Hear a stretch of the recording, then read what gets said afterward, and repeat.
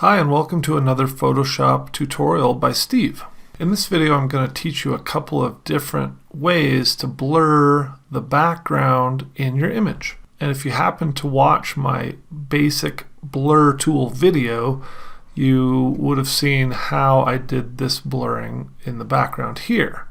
What I'm going to do though is I'm going to go to File and click Revert to go back to the original image so you can see what we've got and so we can start from scratch.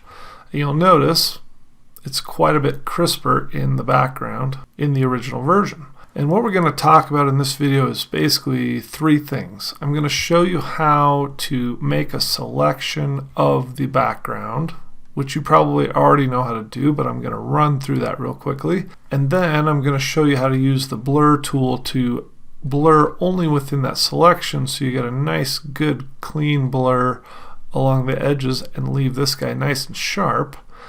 And then I'm going to show you how to do basically the same thing using Gaussian blur with that same selection. Okay, but the very first thing I want to do before I start editing this image and messing it all up is I want to make a copy of this image. So I'm going to go over here to this layer, I'm going to left click it and drag it down to this little icon to make a copy. And now it just says background copy, and I'm working right on this copy, not on my background layer. Then I'm going to go up to my quick selection tool, which is this guy right here. It's also got a keyboard shortcut of W, and that'll get my quick selection tool. I'm going to make it bigger by clicking on my right square brackets on my keyboard, and you'll see it. That's making it bigger. If I go to the left, it'll make it smaller. But what I want to do is select this entire background and leave just the guy and this black rock unselected. So I'm just going to start right over here in the corner, make this a little smaller, and I'm going to click and start dragging. And with the quick selection tool, as you probably know, it basically just kind of looks for pixels that match what you're already touching. And as you go, it gets a little smarter and starts figuring it out and selects all this stuff. And a real rough selection would look about like this. But you'll notice I've got these details in here, these gaps, and his hand and this, that are kind of issues. And so it would take a little bit of selecting. So to save you the time of watching me do that, I'm going to go Control D to deselect that. And I'm actually going to load a saved selection in here so we don't have to take forever. So I go to Select and Load Selection, and I'm going to go to that one, and I have this background blur. So I click OK. And now you can see a more detailed selection where I've gone in and messed with all this stuff. And we can rock and roll. It's still not a perfect selection, but it's pretty good. So now that we have a selection in here, it's pretty simple.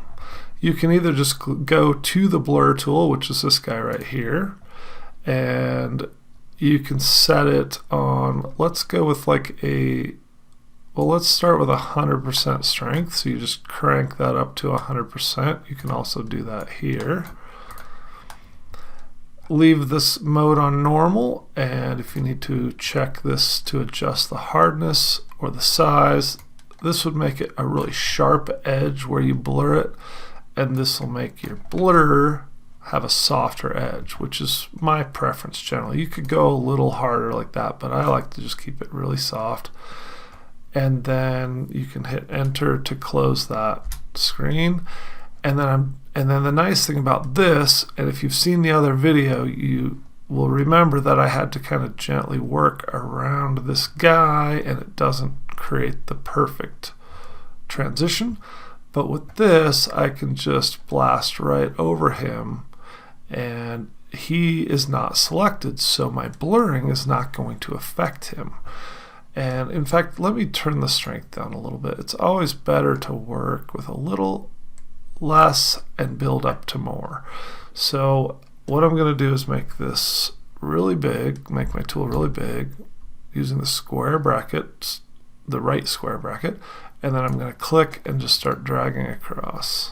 And I'm just holding it down, and hopefully you can see it starting to blur, but I'm just going over the whole thing down here. Make sure you get the spaces behind him, and down like that. And there we have a pretty blurry background. If I wanted to make it even blurrier back here, I'll go again, maybe just across the middle, to really make that blur all the way up to the sky. And that way there's a little bit of a transition up to here. Now I'm going to press Control D to deselect the background, and you can see what we've got. Now, just to show you the contrast on that again, I'm going to go to File and Revert, or I can just hit F12. And watch what happens back here. You'll really see the difference. See how crisp that becomes? And then I'm going to Control Z back to go back so you can see it again. Okay, so that's using the blur tool. Let's do this. Let's actually do the revert again. I'm going to go back to the original, and I'll show you how to do this with the Gaussian Blur tool. So F12 to go back to our crisp background, and then I'm going to load my selection in there again. That's the one. Click OK. Okay, we've got our background selected. Now we're going to go up to Filter, and I'm going to go down to Blur. And you see it has a drop down of a whole bunch of choices. And I'm going to go to Gaussian Blur. And you'll see it brings up this dialog box. I'm going to pull this out of the way a bit so you can see this stuff down here. And you'll notice it also has a preview, but you don't really need the preview because you can see it right on the screen. And then you just have this radius. This is the blur radius, which is basically how blurry it's going to make it. And you can see if I click this and drag it to the left, all the way down, it's not blurring at all. That's our original image. If I drag it to the right, though, as I go, it gets more and more blurry.